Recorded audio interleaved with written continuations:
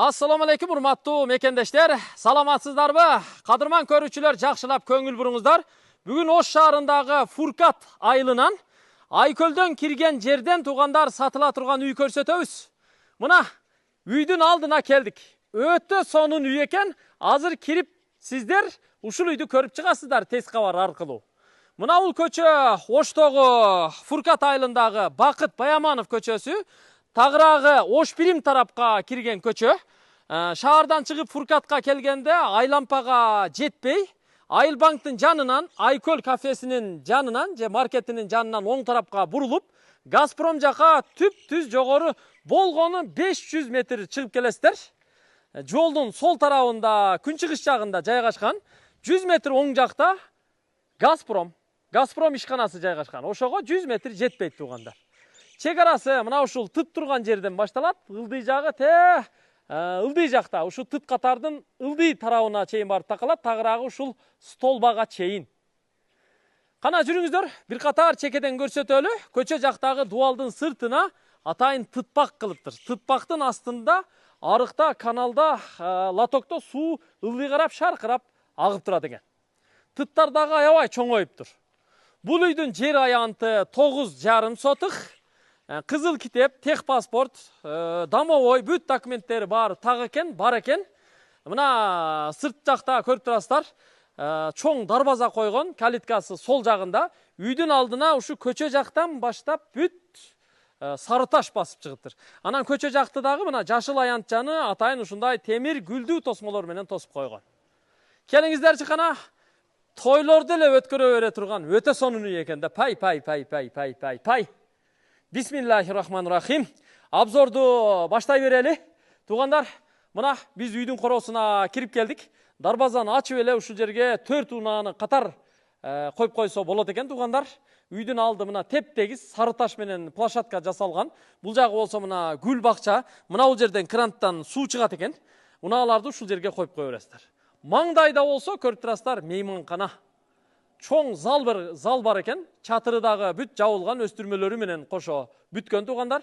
Бул кошумча курулуш, времянка деп коебуз же мейманкана деп коебузбу? Бул курулуштун дагы, үйдүн дагы чатыры андувилла менен жабылыптыр. Андувилла, жана андулин сыяктуу. Өстүрмөлөрү, суу түтүктөрү бардыгы кагылган, терезелери пластик, үйдүн сырты декор болгон, анан фундаменттин сыртына бүт кафел жабыштырылган. Үй менен көчө жактагы дуалдын ортосунда дагы 2 метр аралык бар.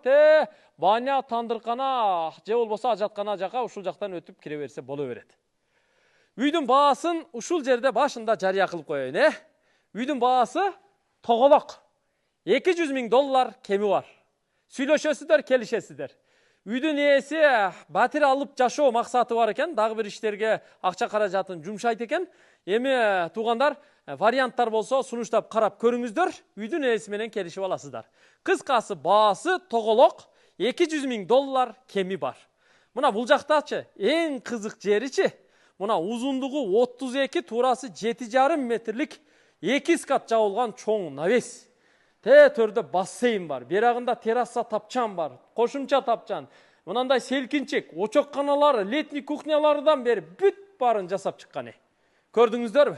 Биз биринчи кезекте үйгө кирели, калганын анан дагы чекеден көрсөтө беребиз. Мына үйдүн кире бериши, бул жагы бүт мына көрүп турасыздар, термо, алюмин профилдеринен жасалган, киргенде эле бүт полу площадкасы кафел. Бул жер гүлкана экен. Кышында бүт сырттагы гүлдөрдү ушул жерге алып кирип коет экен. Гүлгө аябай жакын үй бүл экен да. Кирдик, тепкичтен көтөрүлүп чыгабыз. Чоң эшикти ачып киргенде эле мына үйдүн коридору. Туурасы 2 метр, узундугу 7 метр чыгат. Эшиктер бардыгы мына көрүп турасыздар. Под заказ жасалган, жыгаштан жасалган эшиктер экен. Дуалы обой, патология гипсокартон обой, кичи лампа, чоң люстралары илинген, полуна болсо көрүп турасыздар, ламинат төшөлгөн. Биз оң жактагы биринчи бөлмөдөн баштайбыз. Бул жакка киргенде бул санузели. Санузели өзү эле бир чоң бөлмө. Көрдүңүздөрбү? Душевая кабина, кир жуучу машина, шкаф, төрдө болсо гүлтекче, аристон, унитаз, раковина, күзгү, форточкалар, бул жакта шкаф, купе, бүт бардыгы коюлган. Полу дуалы до конца. Көрүп турасыздар? кафел болгон. Бул жагы санузел. Анан бул жактагы наркы бөлмө коридорлордагы бүт бардыгы водяной теплый пол экен тугандар. Теплый пол. Андан кийин бул жак болсо кышкы кухня. Мына көрдүңүздөр, кышында бул жакка кирип алышат экен. Бул жакка да мына муздаткычты койгон, газ электропечка, вытяжкасы менен орноштурган идиш жуучу жайы көрүп турасыздар.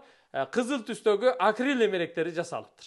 Бөлмөнүн узун туурасы тугандар 3,5 4,5 экен. Гүлдүү обойлор менен жасалган, телевизор коюлган тугандар. Мына бул жакка жумшак эмерек коюлган, чай ичүүчү орундук даяр. Ал эми бул жагы ошо сырткы навес тарап. Патологы гипсокартон, тегиз люстра, кичи лампалары коюлган. Эшиктер дагы бүт ички доборлору менен комплект коюлган тугандар. Мынакей. Көрдүңүздөр? Сонун ремонт болгон. Эми түз кире берели. Бир жак чекеден көрсөтөлү. Бул 2 канаттуу чоң эшиктен киргенде бул мейманкана. Кичи зал. 5-6 конок келгенде ушул эле бөлмөгө киргизип, ушул жерде чакан дасторкон жайып узатканга мүмкүнчүлүк бар. Бөлмөнүн туурасы 3,5 метр, узундугу 6 метр чыгат. Тагырагы 18-20 чарчы метр чыгат десек болот. Дуалы обой, патологы гипсокартон, люстра, кичи лампалары коюлган, терезеси полдон потолокко чейин панорамный чоң терезе коюлган, пардалары илинген. Полу ламинант, теплый пол. Так, эми кийинки бөлмөгө кирели. Бул жакта дагы 2 бөлмөсү бар. Төрдөгү сол тараптагы бөлмө көчө жакта жайгашкан. Бул ата-энелердин уктоочу бөлмөсү. Кенен, туурасы 3,5 метр, узундугу 6 метр чыгат. Эмеректери бүт бардыгы коюлган, күзгү комод, же болбосо тумба уктоочу керебеттери менен, үстүндө бра лампалары менен. Мында 2 терезеси бар, көчө жакта жайгашкан, пардалары илинген. Бул жакка дагы мына көрүп турасыздар, атайын ушундай шкаф коюлган, кийим кече үчүн.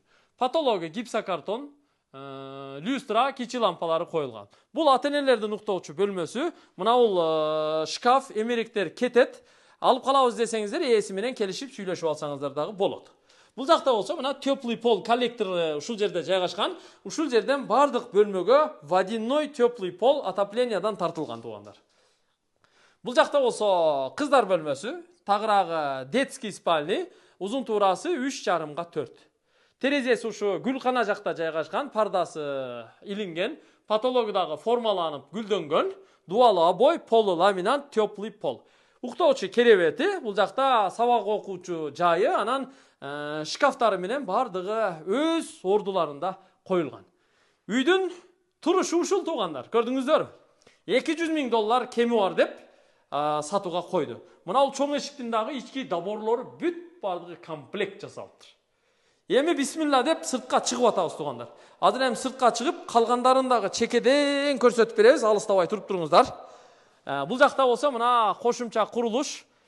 Бул мейманкана, тойдо дагы же ооз ачарда, Курбан айтта ушул жактарга конокторду киргизесиздер. Бийик курулган экен, асты подвал. Подвалга дагы түшүп көрсөтөбүз. Бүт фундаменттин сыртын кафел менен жасаган, тепкичти дагы кафел деген. Гүлдүү тосмолор менен бул жакты тосуп чыккан. Потолоктору дагы бүт бардыгы МДФ каражаттарынан жасалган. Терезеси күрөң түстөгү алюмин профилиндеги терезе коюлган. Бисмилла. Охо, мына залды караңыздар, Пай. Мына бул бөлмө. Туурасы 5 метр. Узундугу канча бир 9 метр чыгат, Аябай кенен бөлмө болуптур. Дуалы обой менен жасалган, полу ламинат, килемдер салынган, патологу бүт гипсокартон менен гүлдөнүп, формаланып жасалып, кичи лампа, чоң люстралар илинген. Патологту дагы аябай кооз жасаган экен. Эшик ортодо, анан 2ден 2 жагында 4 терезеси бар экен. Укмуш сонун болуптур. Мейманкана. Ушул бөлмөгө бүт кудаларды киргизесиздер. Ушул бөлмөгө бала үйлөгөндө баланын досторун киргизесиздер тугандар.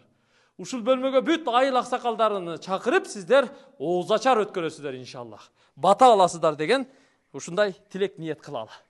Жүрүңүздөр эми. Үйдүн сырткы фасады декор болгон. Гүлгө аябай жакын үй бүл экен. Мына бул гүлдөрдүн турушуну караңыздар. Мына гүлдөрдүн тизилгенин караңыздар. Ой. Көрдүңүздөр?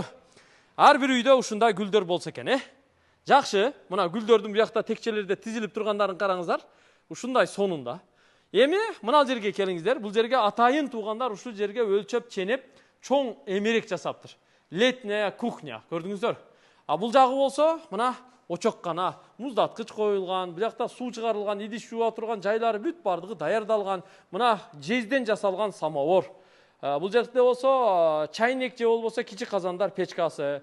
Бул жакта орто казан, кичирээк казан, анан чоң казан, бүт кафелденип жасалган моорулар дагы 2 моору болуп көтөрүлгөн.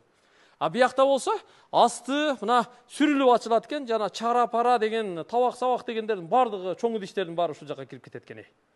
Зор бекен. Мына тушунда эле, мына навестин астында тапчанда чай ичип отурганга аябай жакшы экен туугандар. Жанында мына селкинчеги турат. Эми мына бул залдын астына подвалга кирели. Үйдүн отопление системасы дагы ушул жакта.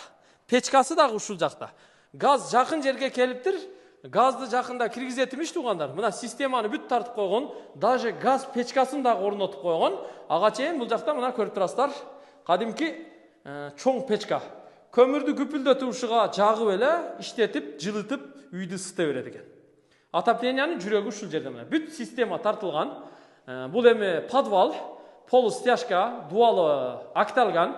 Көрүп турасыздар, 2 кабаттын ортосу плита перекрытие. Анан бул жакта 1 тонналык суу кампа. Суу кокус өчүп калышы мүмкүн, Атайын ушул жерге бочка коюп, насос тартып койгон. Суу үзгүлтүксүз, таза суу туугандар болот экен да. А буякта болсо атайын текчелерди жасап койгон, инструмент, идиш аяк, майда чүйдаларды ушул жака тизип койгон. Мындай бөлмө ар бир үй бүлөдө өзү болуш керек. Көрдүңүздөр, Баарын көрсөттүк. Эми жүрүңүздөр, мына бул навести, төрдөгү тапчан террасаны, бассейндерди көрсөтөлү. Бул болсо чоң навес, 2 кат жабылган. Көрүп турасыздар, астынан ОСБ, ОСБнын үстүнө жана жалтырак фольга ташталып, отражающий. Анан үстүнөн тыныке каккан экен, салкын болот экен. Так, буякта болсо мына көрүп турасыздар, терраса тапчан. Бүт пардасы тартылган, көрдүңүздөрбү? Жыгач каражаттарынан тосмосу жасалган. Биягынан кирет, анан нары бассейн жагынан да кирет. Бул жерде туугандар жайында ушул жерде жатабыз дейт. Көрдүңүздөрбү? Вентиляторларды иштетип коет экен, салкын. Өтө сонун. Пардаларды жайып коет экен, болду. Жайында өтө укмуш экен да, бүт жыгач каражаттарынан полдоп жасаган экен. А буякта болсо мына караңыздар, бассейн. Бассейнге секирип түшүп, саар кеч чөмүлгөнгө ыңгайлуу экен. Бассейн дагы чоң бассейн. Узун туурасы бир 5x5, 25 чарчы метр чыгат. Көрдүңүздөр? Мына бул жактардын дагы көрүп турасыздар, фундаментинин сырты бүт кафелденген. Ана мына бул тепкичтен көтөрүлүп чыкканда, эшикти ачканда мунун аркасында да бир 2 метр аралык бар дейт. Ал жакты дагы бир отун гана майда чүйда кылып иштетсе болот экен. Жакшы. Навес дагы узундугу 32 метр экен, залдан баштап. Ал эми туурасы 7,5 метр экен. Мына бул бассейндин гана үстү жагын атайын поликарбонат менен жарык кылып жааптыр. Анткени астында бассейн мына жарык турат экен. Аябай жакшы. А бирок мына сары ташты бул жактагы жашыл аянтчага чейин тартыптыр. Үйдүн түндүк тарабынан көрүнүшү ушул. Бул жакта болсо мына жашыл аянтча, бул жакта болсо бак, гүл бакча, бакта болсо роза гүлдөр өсүп турат, арча, кокон гилас, шабдалы, алма деген дарактар өсүп турат экен. Мына бул жакта бадыраң, помидор, болгарский, райхан, гүлдүн түрлөрү бүт баарын эгип, мына чарбачыл үй бүлө экен. Көрүп турасыздар? Аябай жакшы бак кылып коюптур. Үйдүн аркасында навес бар. Көчө жакта жайгашкан. Навестин астында тандыркана, жанында отункана. Ал эми бул жагы толук бүт элек 2 бөлмөлүү банясы бар экен, бирок жыгач каражаттарын, материалдарын алып коюптур. Бул жагында болсо айланып төр жака кире турган болсок, бул жакта мына сырткы ажатканасы. Сырткы ажатканага дагы мына көрүп турасыздар, кааласа унитаз, кааласа чашаген, кааласаңдар раковина коюп коюптур. Полу дубалы бүт кафел болгон, бул жагындагы заманбап кылып жасап коюптур. Бул жагы очоккана. Көрдүңүздөрбү? Мына жерден да крантан суу чыгат экен, сырткы ванна коюп коюптур, жанагы тряпка майда чүйдө жууганга жакшы экен. Мына ал жакта дагы көрүп турасыздар, ушундай бир проход бар экен да. Үй өтө сонун экен да. Пай. Жашай эле бере турган үй экен. Эс ала турган үй экен, той өткөрө турган үй экен, Эми ээси менен жакшылап аракет кылып сүйлөшүңүздөр, колдон чыгарбаңыздар дейбиз. Баасы $200,000 кеми бар. Экранга ээсинин телефон номерларын биз жазып койдук. Ошол номерларга тез арада чалып сүйлөшүңүздөр. Анан батирге алмашуу варианттары дагы болушу мүмкүн экен. Ошол жактарындагы сиздер батириңиздер болсо, ээсине чалып, батириңиздерди көрсөтүп, сунуштап көрсөңүздөр болот. Жери 9,5 сотых, суу бар, свет бар, теплый пол, отопление бар туугандар. Бүт гүл бакча, бактарагы, бассейни, очоккана, подвал бүт баары менен. Көрүп алдыңыздар, Фуркат. Фуркатты мына Ош Билимге Газпромго кирген көчөсү, Бакытбек Баяманов көчөсүнө киресиздер. Бул жакта болсо Газпром, бул жагы таш завод. Анан ушу трассадан болгону 500 метр ровно ичкери кирет экенсиздер да. Эми айлампага түшө турган болсок, ал жерде эмне бар? Мектеп, бала бакча, мечит, медресе, маркет, аптека, банк, массажхана, салон бүт бардыгы бар да ал жердечи. Мына түз түшүп барасыздар. Айкөл кафе маркетинин жанынан бери бурулуп кирет. Туугандар, көрүп алдыңыздар, түшүнүп алдыңыздар, билип алдыңыздар. Эми аракет кылып сүйлөшүңүздөр. Үйдүн аябай планировкасы, ремонттору дагы, жашоого шарты дагы аябай жакты.